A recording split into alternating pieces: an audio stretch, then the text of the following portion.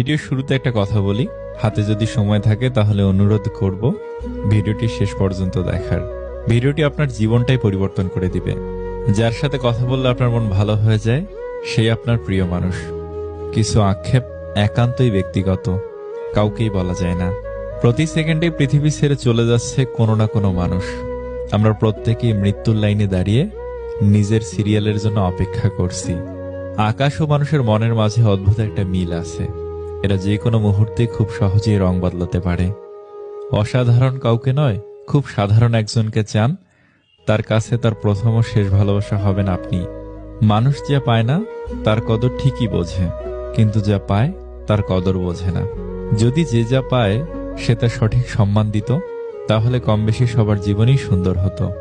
নিজের ভালোর জন্য দুই ধরনের মানুষ থেকে দূরে থাকবেন। নাম্বার 1 অলস ব্যক্তি, নাম্বার 2 মিথ্যাবাদী ব্যক্তি। কাউকে ভালোবাসলে তাকে আগলে রাখতে জানতে হয় প্রিয়, কারণ ছেড়ে যাওয়াটা ভালোবাসা না, বরং শত বাধা বিপত্তির পরেও থেকে যাওয়াটাই ভালোবাসা। যে সম্পর্কে সারাক্ষণ ঝগড়া হয় সেগুলোই সত্যিকারের ভালোবাসা। কেউ কাউকে বুঝতে চায় না, দুজন দুজনের সাথে সারাক্ষণ ঝগড়া করে, সন্দেহ করে, কারণ কেউ কাউকে কখনো হারাতে চায় না। আমি কখনোই তোমার কাছ থেকে দূরে সরে যাইনি।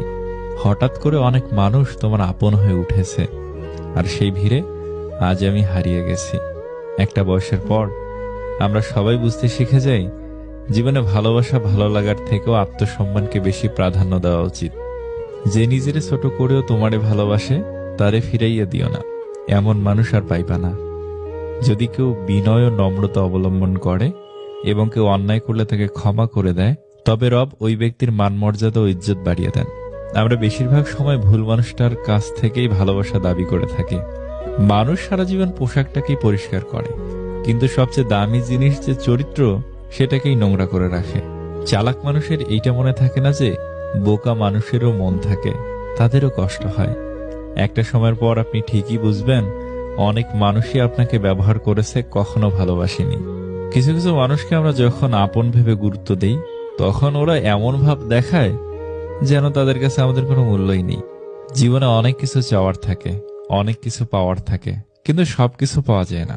আর যা কিছু পাওয়া যায় তার মাঝেই না পাওয়ার কষ্টটাকে আড়াল করে নিতে হয়।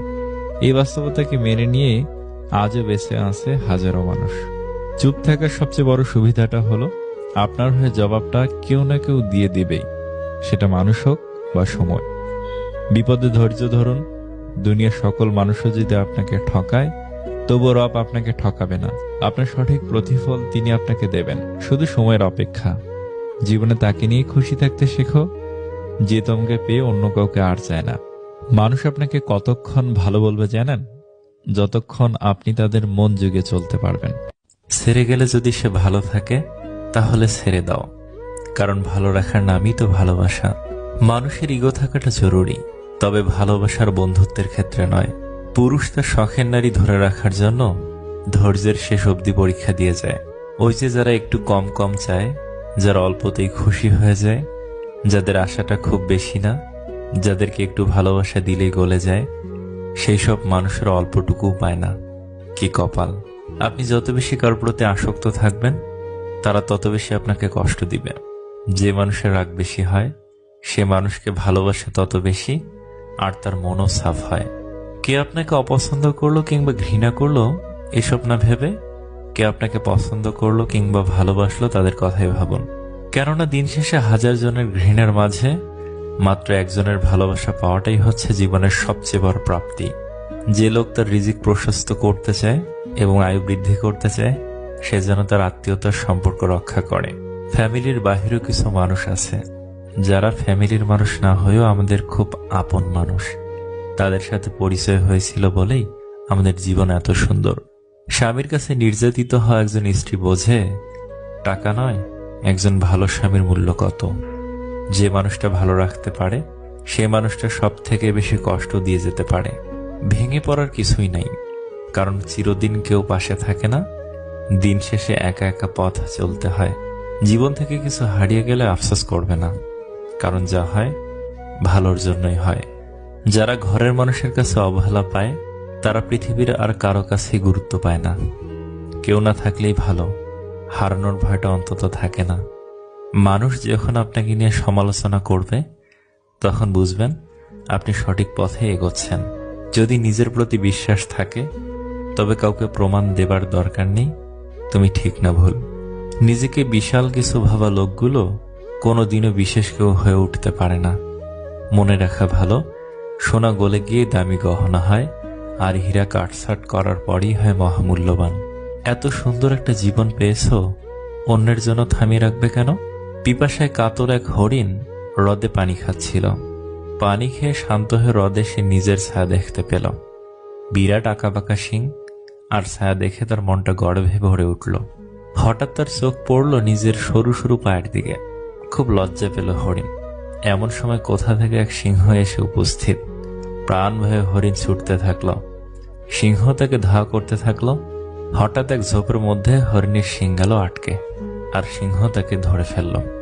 বড় দেরিতে হরিণ বুঝতে পারল যে পাগুলো দেখে সে লজ্জা পেয়েছিল সেগুলোই ছিল তার বিপদের সহায়, আর যে শিং ছিল তার গর্বের ধন সেটি হলো তার মৃত্যুর কারণ।